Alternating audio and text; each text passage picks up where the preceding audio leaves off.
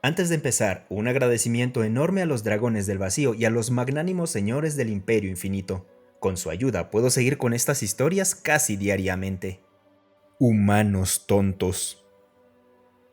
O eso creíamos después del primer contacto. Verán, cuando encontramos a los humanos por primera vez, apenas habían colonizado su sistema solar, dejando de lado el enorme costo en vidas y materiales, además de su tecnología espacial primitiva. La galaxia los clasificó muy bajo en la escala de relevancia de especies, especialmente debido a lo que sucedió después de que comenzaron las comunicaciones. Primero, todas las grandes religiones humanas sufrieron un catastrófico cisma. Fueron incapaces de lidiar con el hecho de que había otras formas de vida y otras creencias a lo largo de la galaxia. Podría argumentarse que esas religiones ya estaban muertas desde mucho antes, cuando en lugar de buscar iluminación, eran dirigidas por megalómanos sedientos de poder. En cualquier caso, en unos pocos años terrestres, todas las grandes religiones colapsaron. Incapaces de mantenerse cohesionadas con suficientes seguidores como para seguir siendo relevantes en los asuntos mundiales, se dividieron cada una en millones de fragmentos e interpretaciones de la vida. Pero eso es otra historia.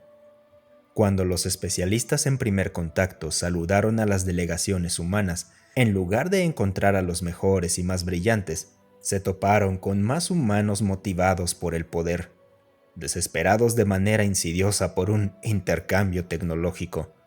Sin embargo, había muy poco que los especialistas pudieran realmente intercambiar, y apenas tenían paciencia para lidiar con las intrigas entre los países humanos que intentaban superarse los unos a los otros.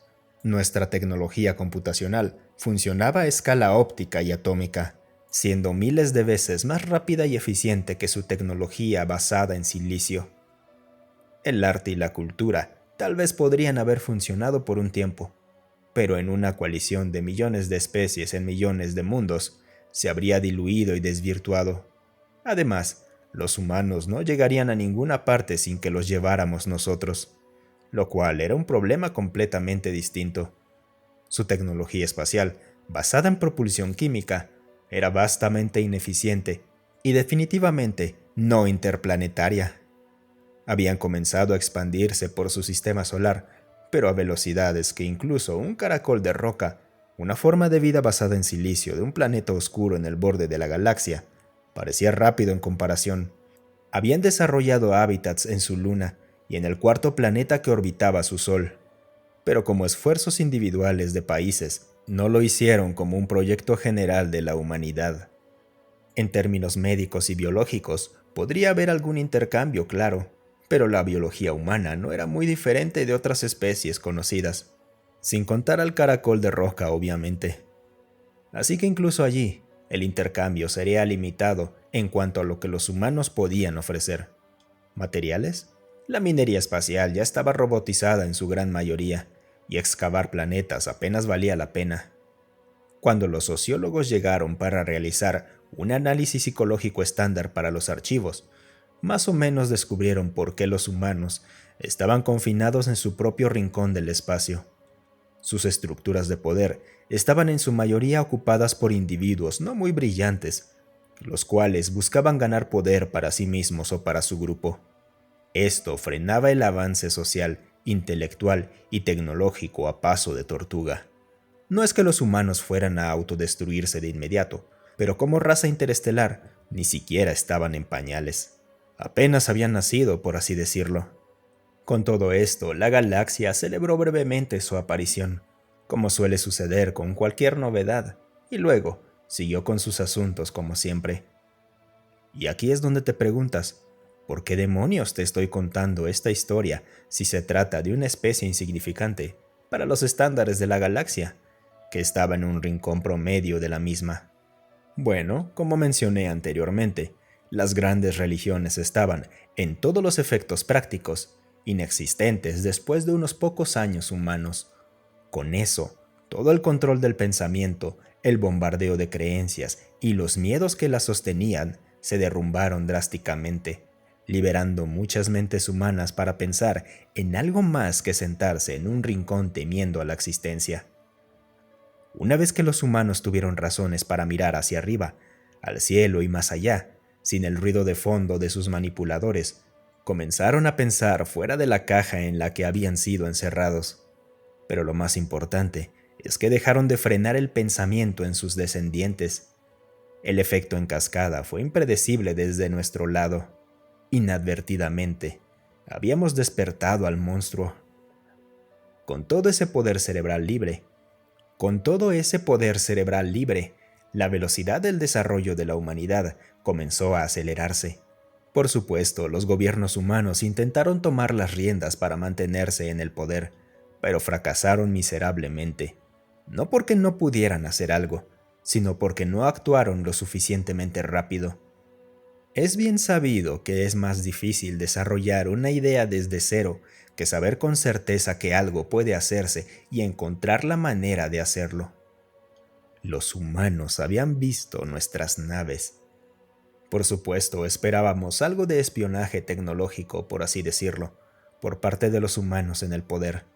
Sin embargo, en el momento del primer contacto, la Tierra estaba rebosante de interés por los viajes espaciales, aunque fueran primitivos, y la cobertura mediática estaba a la par de cualquier otra forma de entretenimiento.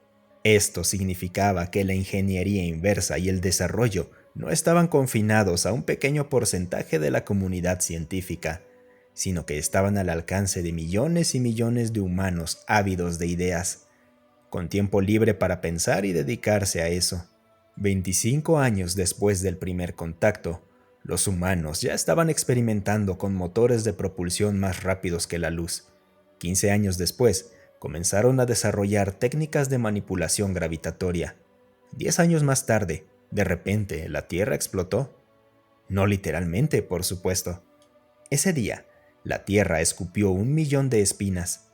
Algunas eran llamativas y brillantes, creadas por los descendientes de magnates espaciales que aún poseían vasto poder económico. Otras eran literalmente graneros. Verán, en general, no todos tenían los recursos para construir una nave estelar, ya fuera un gobierno o un individuo. Así que, en teoría, el acceso al espacio para los humanos comunes seguía siendo un asunto controlado por los gobiernos. Se sabe que un buen mecánico Tivat puede construir una nave espacial a partir de un camión. No es tan difícil para un especialista experimentado con cientos de años de conocimientos acumulados. Ahora, imaginen una raza de individuos ingeniosos, confinados físicamente a la superficie de un solo planeta, con la creencia de una eternidad de soledad. Por supuesto, se necesitaba un tipo específico de mente para aventurarse a construir su propia nave, pero si algo podía soldarse herméticamente y se le instalaban depuradores de aire, podía convertirse en una nave espacial. Y así, 50 años después del primer contacto, los humanos más ingeniosos salieron de su planeta natal, dejando atrás a los miembros más torpes del grupo. Uvuk Daso, historiador galáctico. Y chicos, como siempre, muchísimas gracias por quedarse hasta el final. Saben, esta historia me pone un poco triste porque sí, en caso de primer contacto, nuestros queridos y estúpidos líderes son los más estúpidos en estos casos. Efectivamente, como dice la historia, solo piensan en mantener el poder para ellos y su grupo. Si algo me recordó esto es que el avance tecnológico y el avance en la sociedad nunca va a llegar de la estructura de poder actual. A veces llega de empresas, a veces llega de individuos, pero nunca de los gobiernos. Así que sí, recuerden chicos, el gobierno nunca es su amigo. Nunca dejen de soñar, nunca dejen la inventiva, porque son aquellos que sueñan y los que tienen una idea, los que realmente hacen el avance posible. Muchas gracias por escucharme. Si te gustó el video, considera darle un me gusta y dejar un comentario para alimentar al algoritmo.